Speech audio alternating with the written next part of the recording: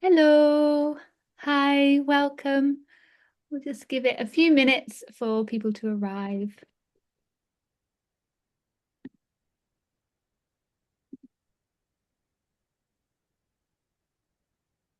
Hello, thank you for joining us. Just waiting for people to arrive.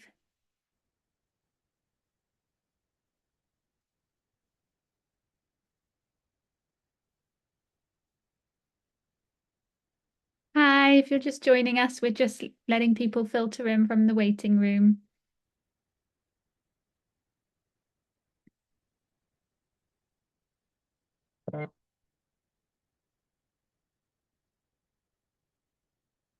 Hi, everyone. Hi. Thank you for joining us. Just waiting for everyone to arrive. I can see people are still filtering in, so I'll just give it a couple more minutes.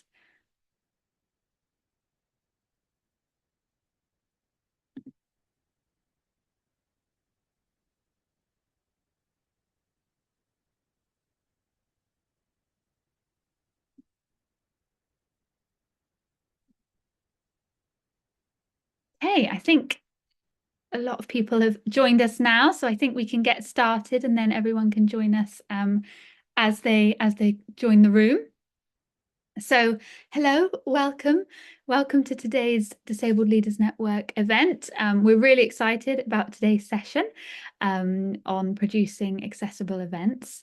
So before we get started, just a few sort of housekeeping and access things. So my name is Amelia, and I'm a white 20-something-year-old woman with a British accent, with long blonde hair, wearing a red roll neck and navy blue blazer, sitting in front of an orange wall, and I will be hosting today's session. So I'm really pleased to welcome you all. And a few other housekeeping things. So we have British Sign Language interpretation on the call. That is being provided by BB and Rebecca, who should be spotlighted for you. You should be able to see BB now, and Rebecca will also be spotlighted so that you can see both interpreters. But if you have any issues with that, please let us know in the chat and we will try to help you. It is particularly easier for you to access the BSL if you join from a desktop rather than a mobile or a tablet. So we would recommend joining from a desktop today if possible. We also have captions on today's call provided by the lovely Heather, which you can access via the link in the chat.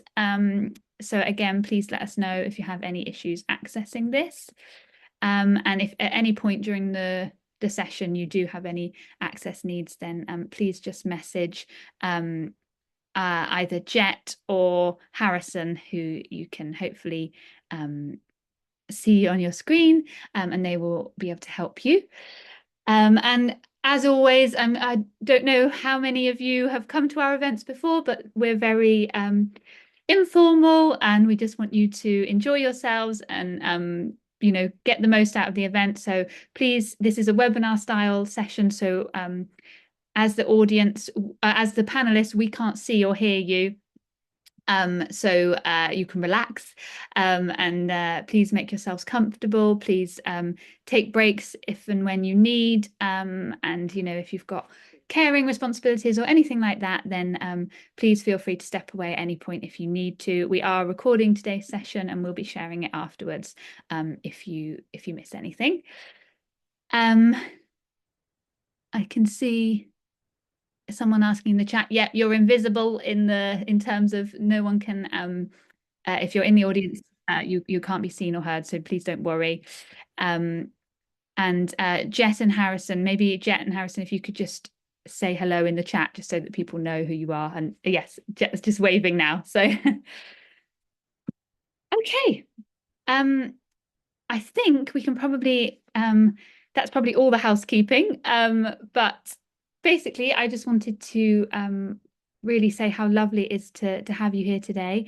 We're thrilled to be doing this session on hosting accessible events. And I guess it's time for me to kind of give you the context. So, for those of you who don't know, the Disabled Leaders Network is a network of students, graduates, and professionals who have all been identified as leaders in their respective fields. So our members consist of everything from astrophysicists and lawyers to choreographers and animators. So a full spectrum of careers and expertise, all with different disabilities and all who have been identified as leaders in their respective fields.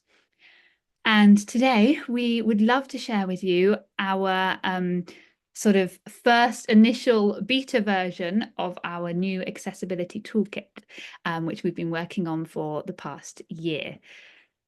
So just to give you an overview of what it is before I talk about kind of the whys and why it's needed, and when we can hear from some of the members who've really contributed to this toolkit, just thought I'd better explain what it is. So we have produced and are producing an events accessibility toolkit, a communications accessibility toolkit, and a communities accessibility toolkit.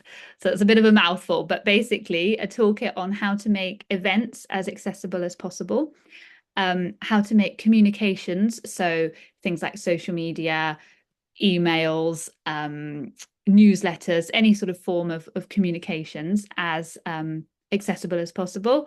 And then something maybe a little bit different is how to make a community as sort of inclusive and accessible as possible, because our network is first and foremost a community of disabled people, and we, try very hard to create a safe space and to have great collaborations and be able to innovate with each other. And so we feel we have a few things to share about how to foster those kind of inclusive and welcoming and accessible communities. But today we are talking about the Events Accessibility Toolkit. So we have been working on this toolkit to basically be a guide on how to put on accessible events and to make sure that online, in person, any sort of form of event is as accessible as possible to people with disabilities. And we will be sharing the beta version of the toolkit after this call with you. So so to give you an overview of what it will be a kind of resource hub where you can access the guidance itself, which is, we hope, quite comprehensive. But obviously the nature of that means it's going to have information in there you might not need. It's going to be, not necessarily the most accessible form in itself, as a long guidance document is not necessarily accessible to everyone. So we're hoping to create a real sort of resource hub with checklists, with, easy reads, videos that are interpreted with British Sign Language. We're hoping to have, real practical things like screenshots, tutorials, templates you can use for, everything from like creating an accessible PowerPoint presentation to the kind of risk assessments you might need to do if you're hosting an in-person event. So that's kind of the vision, just so that you can understand. At this stage, we have got the guidance in this beta form, and we're really seeking to share it with you as our community and really get your input and your feedback, so that we can make sure it's as comprehensive as possible, as practical as possible. And then we will look to what format this guidance can really be in order to be the most accessible and useful tool. So I guess to just explain who it's for, it's basically for anyone putting on events. So that might be events professionals, but it also might be people who are having to put on an event as part of their other roles, either their professional or voluntary roles. So we envisage it particularly being useful to HR professionals or learning and development professionals, and sort of anyone within a business who is putting on events for their employees or the community. We also hope it will be useful for higher education professionals, and we are looking to develop sort of more specialized elements of the toolkit that might be particularly relevant, for example, for higher education conferences. we're also looking, non-profits and anyone putting on events kind of like we are, any voluntary groups, things like that. We hope it will be really useful because we understand that a lot of people, especially in the non-profit sector, will have inclusivity as a key value, and will really be striving for that. But it's not always easy to put on accessible events, and you don't necessarily have the knowledge of how to go about it, and your time and resource limited. So we really hope that this will help to some extent make that process a little bit easier and make sure that you really are sort of embodying those inclusive principles. So I guess it's maybe useful to explain kind of why we have set about creating this toolkit. So it basically started when I started managing the Disabled Leaders Network, and was putting on events and sort of creating this community. I was like, oh, okay, have you got some resources I can use? I want to make sure I'm being as accessible as possible. And it just, isn't really out there. So we kind of first and foremost created this for us to use because we want to make sure that our events and our community is as accessible as possible. We want to make sure we're leading the way with that. And so, yeah, that was kind of the initial impetus for creating the toolkit and realizing how little is out there. So there are obviously guides. I'm sure many of you have come across specific guides on either specific disabilities to make things accessible for a specific disability, or just a specific aspect of an event, or the promotion of an event. So you may have seen guides on how to write alt text, for example, for social media. But all of those guides we found were quite, well, they're just all over the place. And we found it very hard to find something where everything was in one place, a comprehensive guide with everything you might need for putting on an accessible event. And we also found that quite a lot of those guides were lacking. They weren't necessarily built on lived experience, and the practical experience of putting on events. And so we really felt as a network, we were in quite a good position to create something new because we have this wealth of knowledge and hub of lived experience, and everyone is so passionate within our network about accessibility and about advocating for change. So we felt we could really, create something that was representative of as many different disabilities as possible. But also, we do put on events. We are a network, a community. We're very much trying to, we sort of have worked through some problems because there are, it's not easy to put on accessible events in many cases. So we felt we could really approach it from both of those angles, from the practical application angle as well as the ideal kind of what we would want to see from an inclusivity point of view.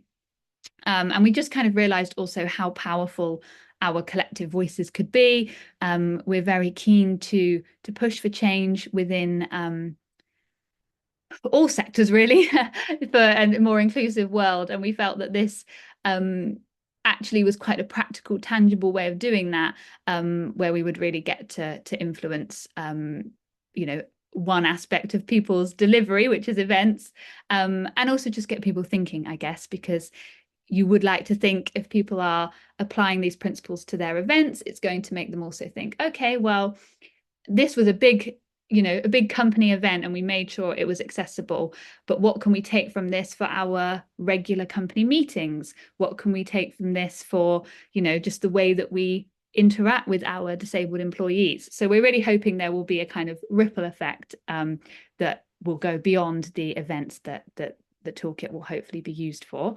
And also something that maybe we hadn't anticipated, but has kind of been a bit of a byproduct, is a sort of sense of empowerment amongst ourselves as disabled people. So certainly I can speak from my own perspective that it's made me realize just how much I can ask for at events. I would previously go to events and just think, okay, well, that's the format. They've done the basics of accessibility, and beyond that, I can't really ask for much more. Whereas it's kind of, shown me that actually I can, and that there are simple ways, and I can, really there are ways that events can be adapted. And so I think a lot of our members have hopefully found it quite an empowering experience just to sort of think about what a truly inclusive and accessible event could look like, and kind of what we should be expecting as disabled people, and sort of, that it's not this grand ask and too big an ask. It's something that people should be considering when they're putting on events. So I think that's enough of me whittering on, but I just hope that that gives you an overview. And as I say, we are hoping for your feedback and input. So later on in the session, I will just sort of discuss what is actually in the toolkit, or an overview of what's in the toolkit. But for now, I would like to hand over to Rachel, who is one of our wonderful members and one of our project reps, who has been contributing very heavily to the writing of the toolkit, just to sort of share her perspective. So over to you, Rachel. Thanks, Amelia. So my name's Rachel Hayes. As Amelia said, I'm one of the project representatives. I also work for the University of Manchester as a learning technologist, and I was a former teacher. My pronouns are she and her. I'm a white woman in her 40s with long, wavy brown hair, wearing glasses and a red top with white snowflakes. I also have the Hidden Disabilities Sunflower background, which is green, which highlights that I have hidden disabilities. So, word of warning, I do have autism and ADHD, so my brain often works in a different kind of ordering, and I'm usually quite anxious. So, what I say may not be well structured, but I'll try to keep it as simple as possible. And please do ask questions in the Q&A if you have any, if anything doesn't make sense. So with the events toolkit, I really wanted to take on the role of projects representative and do this toolkit because I know how much work it takes for disabled people to take part in events and how much of that work goes unseen. I spent years, decades navigating and even coordinating events that are not really designed with disabled people in mind. Things like checking the access, managing your energy, anticipating any barriers you may come across, and then overall weighing up those pros and cons as to whether it's actually worth the cost of your time and energy to attend the event. So the toolkit really matters to me because I'm hoping that it will remove some barriers so that disabled people will not have to ask as many questions. You've probably all been in that situation where you really want to attend an event, perhaps a concert, and at the bottom of the ticket booking page, it says, if you want an accessible ticket or if you're disabled, call this number. So it's this extra requirement for you to make an additional phone call rather than just being able to use the online booking system like everybody else. That I think we really need to work on and remove that requirement. And all the researching of accessibility. And some of you probably come across a situation where they just tell you, yes, we're a fully accessible venue, and they provide no other information. And it's really difficult to determine what they actually mean by accessible. And I do believe that accessibility shouldn't depend on who has the energy or the privilege to speak up and ask these questions. Too often, disabled people are having to ask questions, having to explain their disabilities, and having to disclose personal and private medical information, which just isn't fair and isn't really inclusive. And with events, I find that disabled, neurodivergent, and deaf people are often excluded by design. And that's generally due to a lack of awareness, a lack of understanding, or a lack of knowledge. It's not intentional, but it's still really harmful to our large minority. And I got a little fact from Scope where it says that 9 out of 10 disabled people have experienced negative attitudes or behaviour that has had a negative effect on their daily lives. So what's happening is disabled people are having to plan everything. They're having to use their energy. And if anyone's aware of the spoon theory, that's a really useful theory to explain how disabled people have less energy and spoons to start with, and it takes them more energy or more spoons to actually do things. There's also no handbook for being disabled. So it's really difficult sometimes for disabled people to actually know what they should be asking for in terms of access. And all of this, it doesn't follow the social model of disability, which is something that we really want to promote and we really want people engaging in. What we need is a shared responsibility. And recently, the National Disabled Staff Survey found that only 7% of their respondents had received training in self-advocacy. So, what's happening is disabled staff are doing the heavy lifting with insufficient support. So, as I've said, disabled people are repeatedly having to advocate for themselves, having to chase basic access information, and having to do this extra labour before attending, which is different to consulting in relation to your lived experience and the theory that there's nothing about us without us. It's additional labour. So, to put it into a context of HE, which is the industry that I work in, I find that the culture within HE being higher education, so university education within the UK, it's often quite neurotypical and quite ableist, and a lot of the events that we have may relate to professional development or training, networking in order to be involved in projects and write papers, even decision making in relation to policies with the institutions. They're all really difficult to access.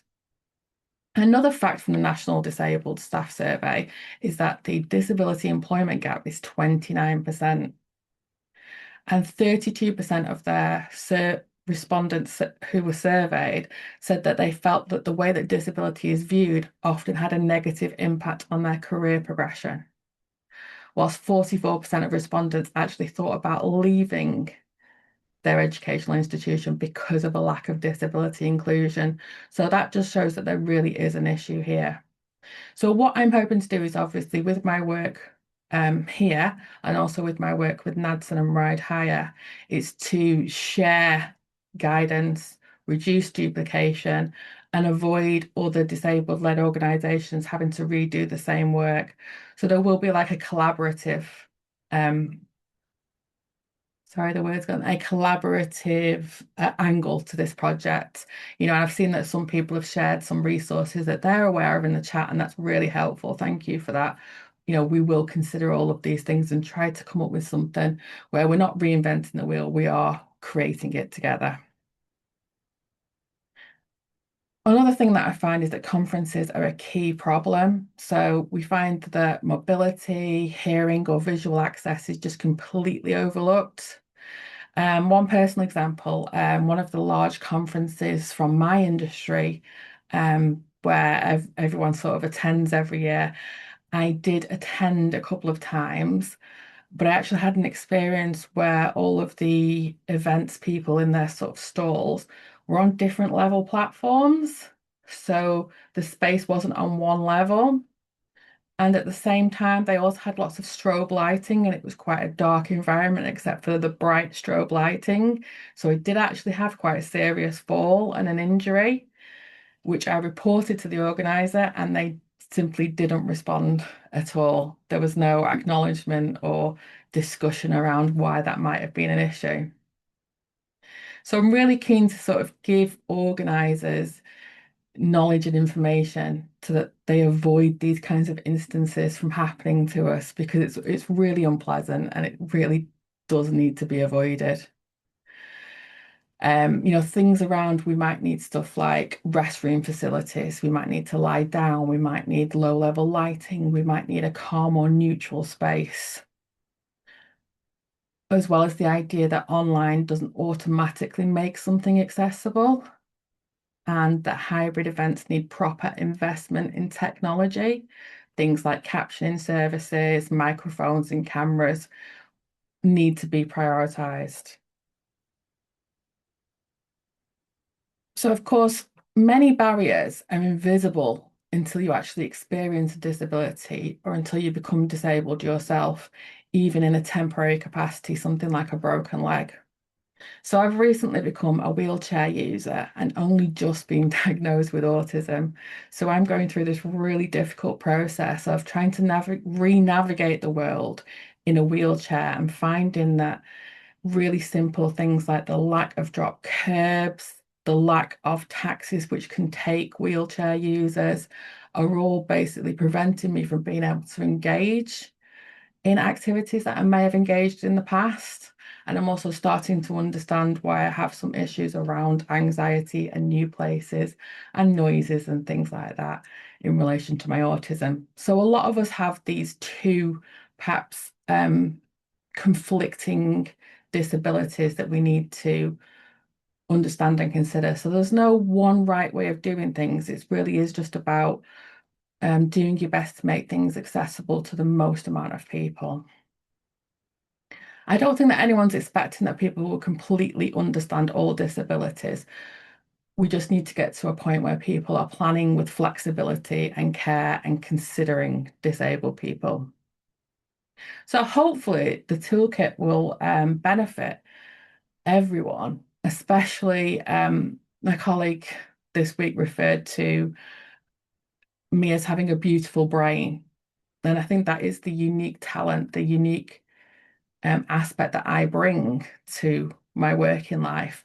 And we really need to value unique talent like mine and retain staff, disabled staff, all of us in this webinar today. And we have our unique values and attributes that we bring to the table and that we deserve to be developed.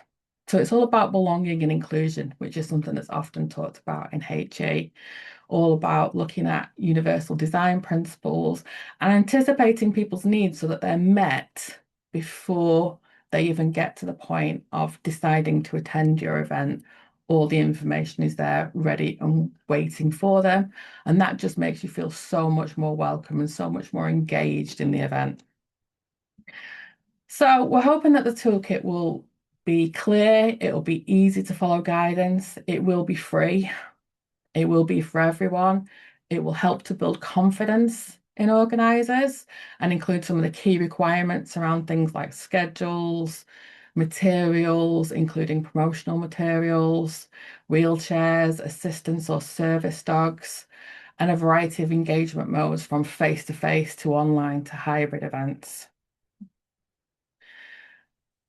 So what I'm hoping the impact will be is that we'll have more accessible events and that will make our events better. It will create a kind of consistency across all of the events that people consulting this toolkit will be putting on. It will give people the confidence and really improve the quality of events and make them more successful. My last little fact from Scope is that the total spending power of families with at least one disabled person is estimated at £274 billion a year. So that is a lot of money, a large pot of money there that really needs to be tapped into. If you make your event accessible from perhaps a capitalist point of view, you might be making more money. You're tapping into this resource. But obviously, what I'm really interested in is that fewer people will be excluded by default. There'll be less repeated self-advocacy required. We'll have more confident organisers, and accessibility will become the norm, not the exception, and not that nice surprise that you find very rarely. It will hopefully become much more common. So thanks very much. Amazing. Thank you so much, Rachel. And thank you so much for all of your work on the toolkit. It's yeah, it's been a pleasure to work with you. And as Rachel said, we're really proud of it, but we also know that we want it to be as best as it can be, which is kind of part of the purpose of today's session. Um, so Louise, if would you be able to share the slides? I'm just going to share a couple of slides. We do try to avoid slides as much as possible, but just to sort of aid aid in understanding, because I know it can be a bit difficult sometimes when someone's just talking at you and listing all these things. So just to give you an overview of kind of how we've approached creating the toolkit thus far, we obviously have done a lot of research into what is already out there, and sort of pooled different resources together, and sort of really tried to learn, as Rachel said, to make sure we're not reinventing the wheel and duplicating unnecessarily. We have also sought member input from our network. So we have gone out to our membership for their input, both in terms of just their sort of testimonials and what their experiences of events, as well as more kind of practical advice and information on different aspects that we've incorporated into the toolkit. So we do recognize that obviously technology changes, culture changes, the environment, all things like that. So we do recognize that this, to a certain extent, is a snapshot of an accessibility toolkit right now at this moment in time, created by our network and our, us as a group of disabled people, and that we really want this to be evolving and to continue to be useful as, as Zoom updates itself and all of that kind of thing. But we obviously recognize, to a certain extent, it is a limited resource. We can't cover everything, but we have tried our best to be as comprehensive and useful as possible, and to really, as I said earlier, really capitalize on the challenges we have faced to make sure we're addressing those. But the key sort of thing today is that we would really value a sort of wider input beyond our membership, and indeed from our membership, regarding the toolkit in its current form, just to make sure we are, being as useful as possible. So after this call, we will share with anyone who's attended, we will share the beta version of the toolkit, for you to give your kind of input and feedback, should you wish to. And if you do so, you will be named as a contributor to the toolkit. So we will be sharing a online form that you can fill in if that is easiest and most accessible for you, but equally you'll be able to give feedback by emailing or discussion. So we'd love to hear from you. And I guess the areas we're looking to hear from about are the content itself. Obviously, if what we're saying is useful and correct in terms of accessibility.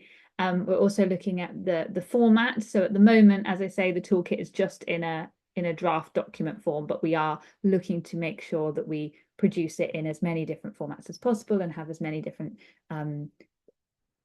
sort of tools in this hub. So any ideas you would have in terms of how we should present the information, and then also the usability of the toolkit. So basically just how practical is it? If you are someone who puts on events, what would you really, is there something missing that we've not thought of that you would really like to know?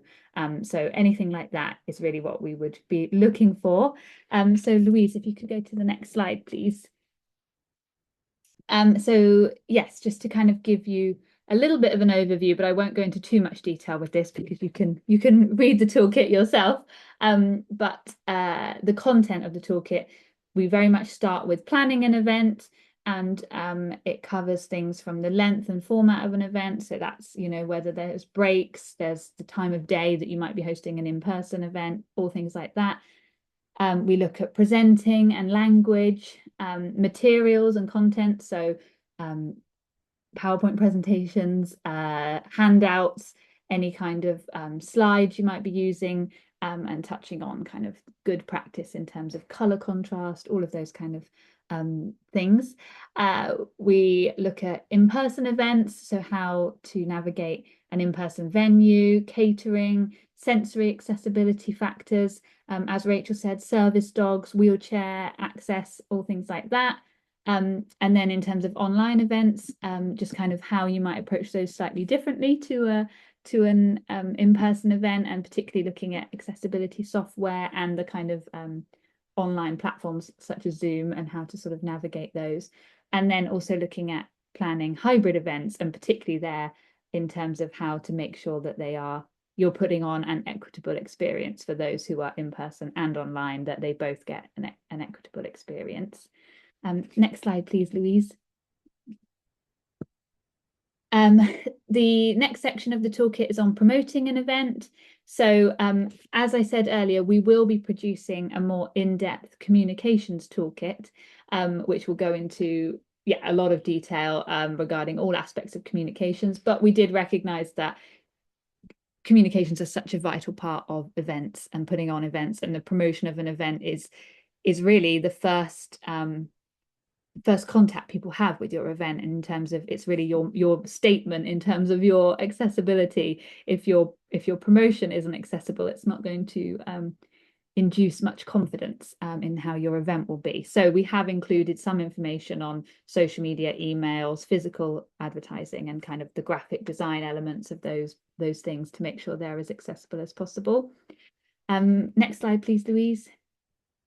Then we've obviously touched on during an event, and our main, I guess, through argument is that if you've planned really well, there should be less to worry about during an event. But obviously touching on what to do if you get unexpected access requests, if things go wrong, the importance of having a designated person who's responsible for accessibility on the day.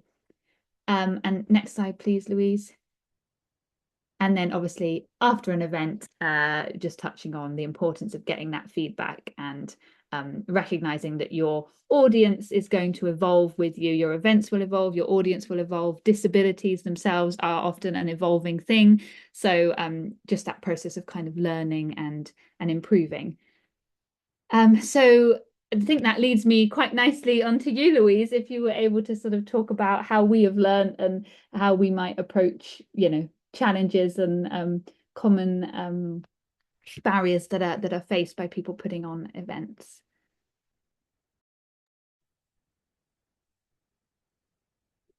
Yes, thank you so much, Amelia. I am just adding myself as a spotlight, so hopefully you can all see me. So thank you so much for sharing, I guess, everyone on the panel so far. Some of it, I guess, the context of the toolkit, where it's come from and why. So my name is Louise Gebbett, and I am Director of Global Engagement for the Global Disability Innovation Hub. And really, I just wanted to take an opportunity just to, I guess, share a bit more insight from some of the kind of learnings and expertise that we've had over the years that have maybe kind of helping to support some of the kind of ideas and feedback that we've had from our members, but also just a bit more of a wider kind of sector reflection. And so I guess it's kind of, where do we start? So I think, and I'm sure many of us on this call have experienced this, kind of within the disability space, there's often like a really significant appetite and commitment for making things accessible. And I'm sure we've all experienced this as well. And yet, despite the fact there's that appetite, things often aren't quite right, or there are existing challenges, even if there's that real appetite to succeed. And we know that kind of access needs and learning styles and preferences are so individual that actually they can be quite contradictory at times. So I think it's one of those spaces that's always evolving and changing, and we're always learning. And actually, there often isn't quite a one size fits all, or is actually never really a one size fits all piece. And therefore, I guess that reflects quite strongly on the ambition of this resource to be evolving and to be taking lots of different input and lots of different ideas from those that have supported in creating it and those that wish to support further in its evolution, so that we can capture, I guess, all those different perspectives and really create something that is informative and insightful for those that wish to find out more and able to explore more in terms of producing accessible events, but actually also that reflects that real diversity in terms of not just the Disabled Leaders Network community, but also more widely in terms of the parameters and barriers that may be existing in events and how we can look to overcome some of those, hopefully. So I guess as we kind of strive to build inclusive event experiences, it's worth really highlighting that that is one of a journey, and it's one of learning. And I think for any of us, and I suspect many people on this call have been quite involved over the years in terms of putting on experiences and putting on events, and that every event and every experience, really there should be ways that we can take learnings from them, and that might be around accessibility, but that might also be around things like the use of technology, engagement tools, and really looking around the whole interaction between attendees and the event itself. And so those learnings don't just speak to the accessibility space, they speak to the actual wider experiential piece. And so as we're kind of looking to build up this guide, we've really tried to keep that in mind around the value of different people's experiences, and how people attending the same event can very much come away with completely different experiences of that setting or that environment. So really that focus is around that opportunity to reflect, and that how that enables us to get things better and to keep improving. And I guess maybe a question we've kind of asked ourselves was, does the perfect inclusive and fully accessible event exist? And have we been to one, and what does that look like? And I would say part of that is that challenge, opportunity, innovation piece. I guess it's a bit of all of them, that accessibility and best practice is always evolving. And so the technology we're building our events alongside or within is evolving too. And that obviously can mean that things change over time, and we have to very much adapt how we work and our practice over time as well. So I guess if we're thinking about the foundations, the kind of ambition of accessibility, as I started off kind of highlighting, is really strong within the disability space. And I would say it's very much kind of growing beyond that space as well. But obviously there's still a lot of work to do, hence why we've had some of the examples we've had today, and why the network, and it's very much a member-led network, decided that having a resource in this space was quite critical. Um, but I think as we look and see that appetite being stronger in the disability event space, and growing beyond that, obviously we are in uncertain times. There are, across different businesses and organisations, rolling backs of EDI agendas, equality, diversity and inclusion. So I'm not using too many acronyms. And so kind of advocating for this really does matter. And we can see across businesses, there is really strategic, I guess, disability aligned activities that are really trying to highlight the importance of inclusivity. So something like the Valuable 500. And if you're not aware of that, it's worth looking at. And that's a way to really get disability agenda more prolific across big business. And so there are different spaces like that where the priority of inclusion is really being profiled. But actually, in other spaces, accessibility, and I'm sure everyone on this call would have had experience of that, is still very much overlooked. So really, this tool is a little bit about how we can build awareness, knowledge, and help advocate for improvements in those spaces. So the context, I think a few things can be true at the same time. So people, event organizers, organizations can feel really personally and professionally and organizationally fully committed to producing inclusive and accessible events. And yet they can still go wrong. It can still be that people haven't been able to achieve that. And I guess there's some of the challenges within that kind of can come within a couple of different areas. And I think how we've often at the Global Disability Innovation Hub approached it is there are controllable factors. So there are things that we can foresee and anticipate and review, and that might be to do with the accessibility of a venue, for example. So fixed elements that should be able to be identified in advance, and then hopefully can be implemented as that moves forwards. But there are also areas that are uncontrollable and unexpected. So that might be to do with failures on the day. So that could be a failure in audio equipment or a lift, for example. So it really showcases that there are quite a lot of different elements that come into play as events are being delivered, and so the importance of really trying to manage as many of those elements in advance as possible to then reduce the responsiveness that's needed on the day, because it's quite likely some of those uncontrollable or unexpected activities may arise, and therefore there is more capacity to try and resolve those challenges.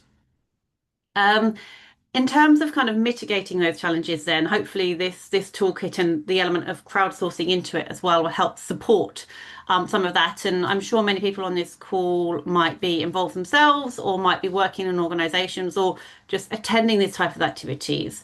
So I guess some of those challenges that I think it's worth highlighting because it helps support as we as a group and as individuals try to advocate and try to share maybe some of that knowledge and bring further insights can really vary. So I just wanted to highlight a few of these. And I think it's probably important just to recognize that what I'm discussing here are perceived challenges. So it might be that actually us on this call here really recognize that these are things that can be overcome. But actually, I think if you're engaging at a personal or professional level or within a business and advocating for the need, sometimes it's quite helpful to recognize how others might perceive some of these challenges so that then they can be responded to and try to overcome in that way. So culturally, in some businesses and sectors, there is very little understanding.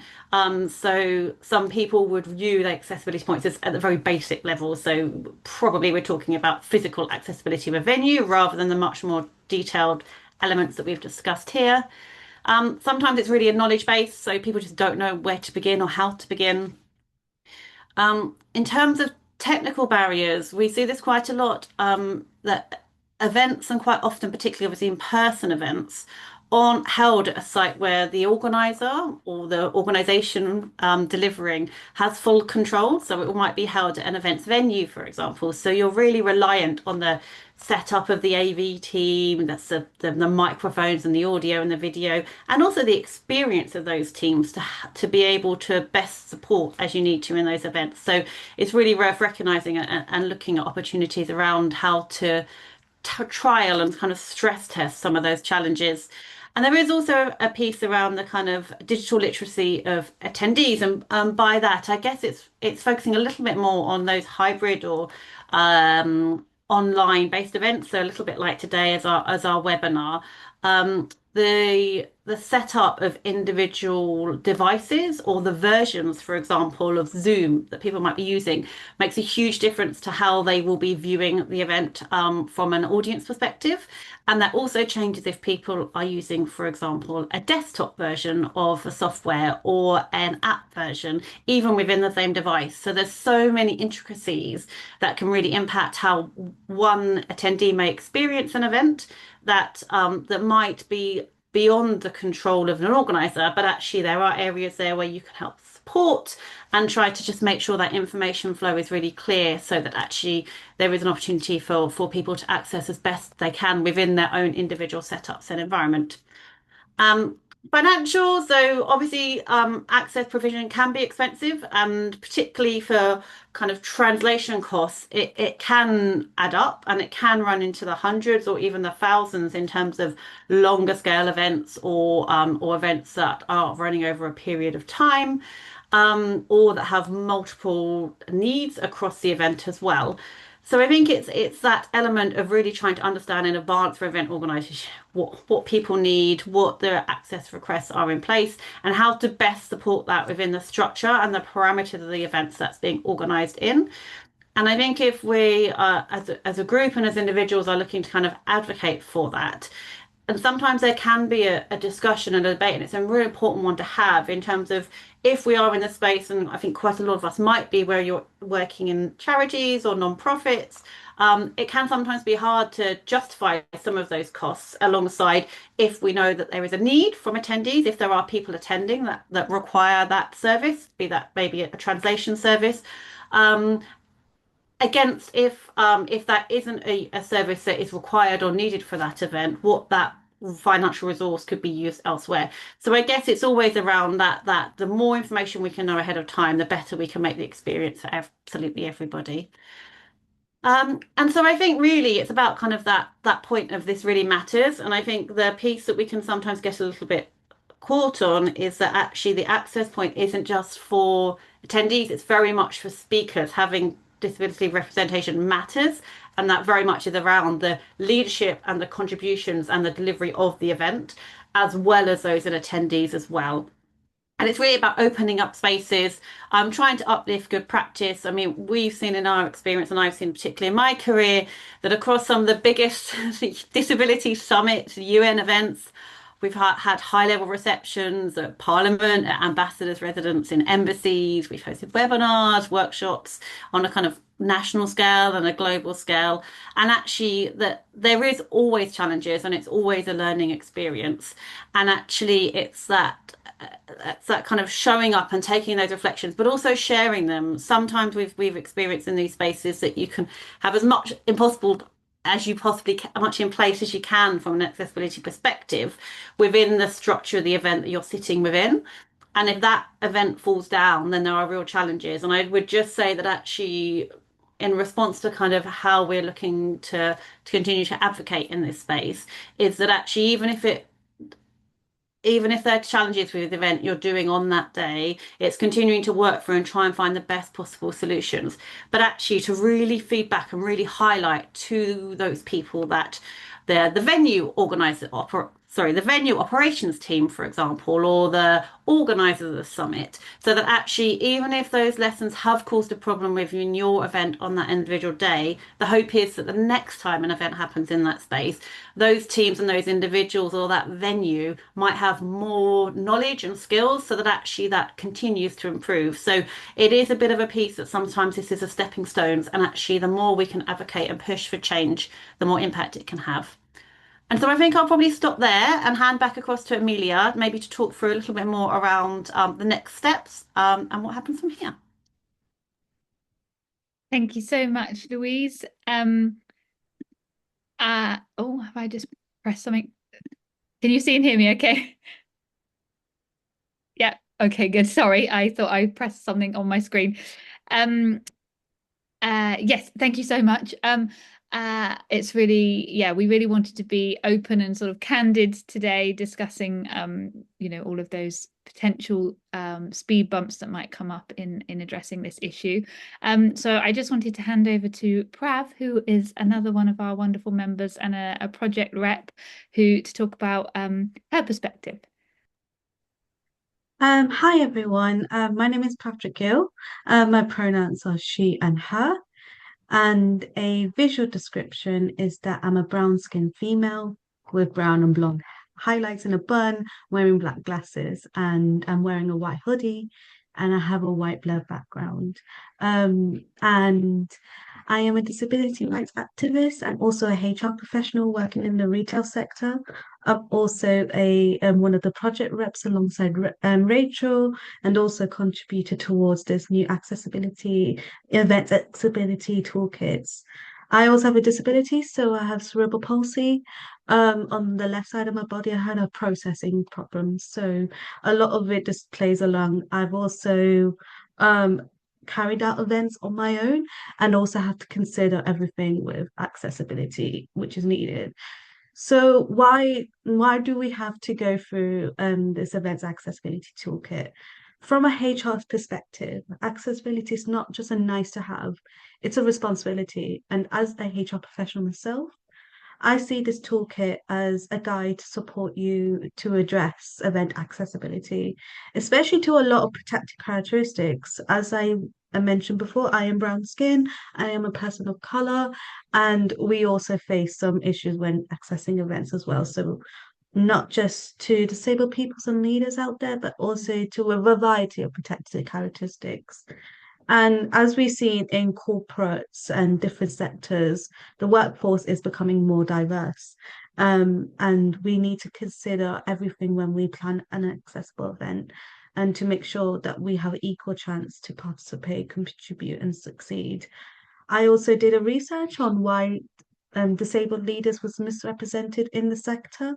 And it was found that a lot of leadership development programs, a lot of events that are related to leadership development were not accessible.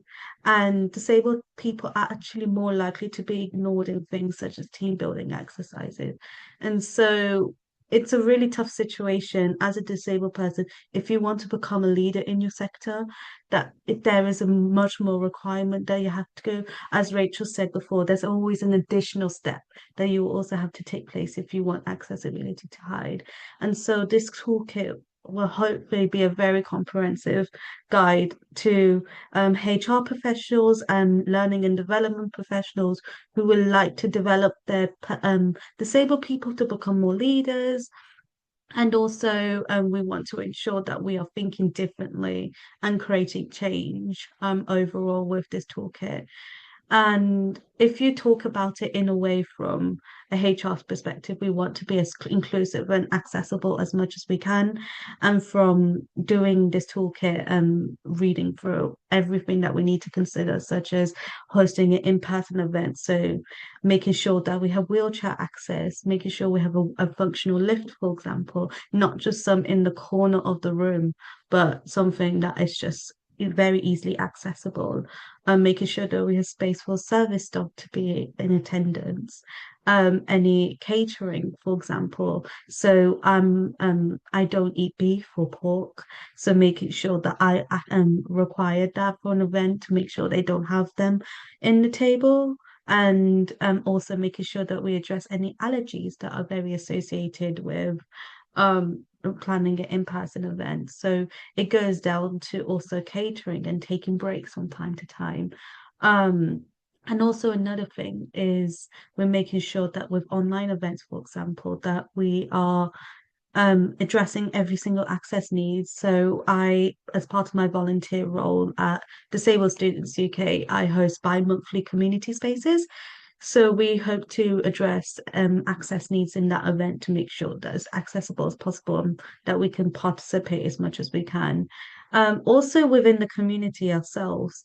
So the community that we have at the Disabled Leader Network comes from obviously a very wide range of different perspectives. And so we want to make sure that when we're hosting events such as community events or even social events, that they can be as accessible as possible. I actually the other week attended a social event full of disabled people with different access needs. And I was so happy to see that they considered every single access need possible to be able to even socialize properly.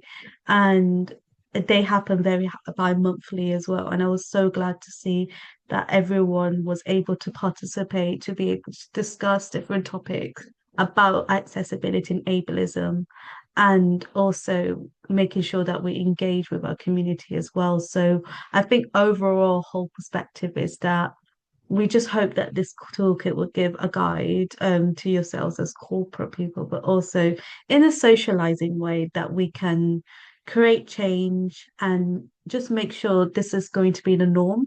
So we want to have an event that is accessible to be the norm these days. So yeah, so thank you so much everyone for speaking.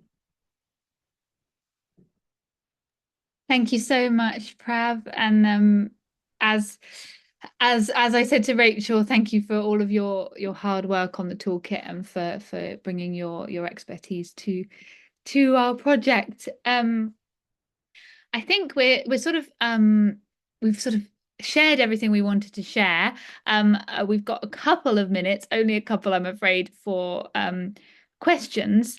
I could see a question that did come up in the chat was about when someone has intersecting needs and sort of navigating that. And that is something we have tried to address in the toolkit. But obviously it is an area that intersectionality, by the very nature of it, is individual. So we are looking for any perspectives on that, and we've sort of really tried to look at, as I think the person who asked the question said, that perhaps something more visible is maybe more willingly addressed by event organizers than perhaps if you have a disability that's also not visible as well, and that you might get your needs met on one front but not the other, or sometimes those needs can be conflicting. So it is something that we are sort of trying to address. I'm just seeing if there's any other questions.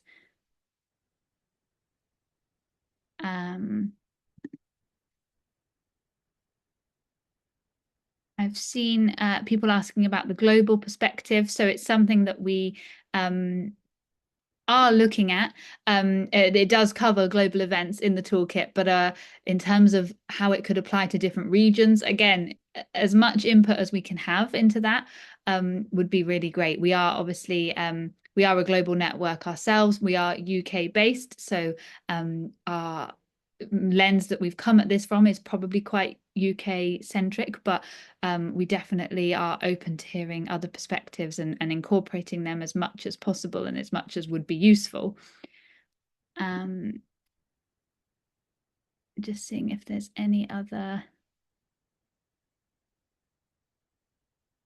Yeah, I can see stuff about new tech and how to sort of address that. And that is something that we really recognize. And that is why we would like this to be an evolving resource, because tech is developing all the time. And there's so much out there that can be useful and can make events more accessible. But there's also so much out there that is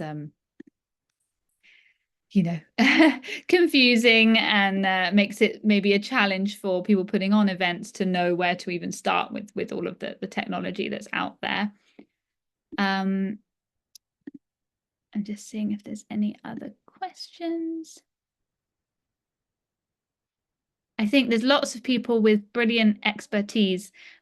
So please do, as I say, the next steps are going to be that we will share the beta version with you for your kind of input. Should you wish to give input, and we will be sharing an online form for you to do that, or you can just get in touch with us and share however you would like to. And if you do contribute, you will be named in the toolkit as a contributor. If you work for an organization that you think rather than necessarily being an individual, but an organization that you really feel is doing this work, and you would really like to sort of collaborate and share resources, then please do get in touch, because we're definitely keen to collaborate with others in this space who are doing this kind of work. And otherwise, yeah, just please keep up to date. We will let you know when the final version, we hope to have the final version ready in the new year. And as I say, all the kind of different formats and the ways that we will present this information will be evolving, and something that we will be developing. Just checking if there's any other questions. I think that's most of the questions answered. So thank you so much for joining us. We really appreciate you, and we're really grateful to have you here. And if you are a member of the Disabled Leaders Network, we are now meeting on another link. So please do come and join us there for our discussion. If not, I hope you will stay in touch with us, and I look forward to hearing all your thoughts.